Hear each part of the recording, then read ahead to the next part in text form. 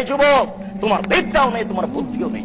তুমি ওই যুবকের মতো যেই যুবক মাঠে নেমে বলছে অমুকের চরিত্র ফুলের মতো পবিত্র, ওর যেমন বিদ্যাও নাই বুদ্ধিও নাই। এই ছেলে তুমিও তাই, তুমিও তাই।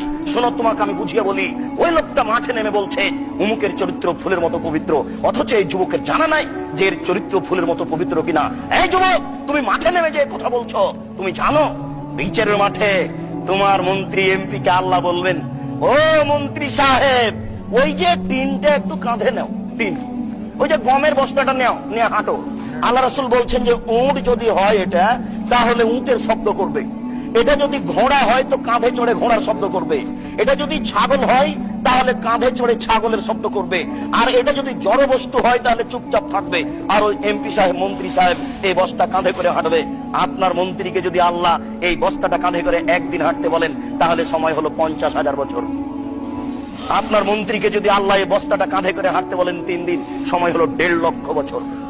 তুমি যুবক জানো অমুকের চরিত্র ফুলের মতো পবিত্র বলছো? এসব জাতি, এসব জনগণ, এরা দেশকে লুটে খাচ্ছে, আর তুমি বলছো অমুকের চরিত্র ফুলের মতো পবিত্র। মানে এই যুবক, তোমাকে বলতে এসেছি, তুমি কি করে তার বক্তব্য শুনতে যাও, তাকে দাওয়াত দিতে যাও? তার সাথে আমার আল্লাহতে গন্ডগোল, ওই হুজুরের সাথে আমার আল্লাহতে গন্ডগোল। তোমার হুজুরের আল্লাহ সব জায়গাতে থাকেন, আমার আল্লাহ সব তোমাকে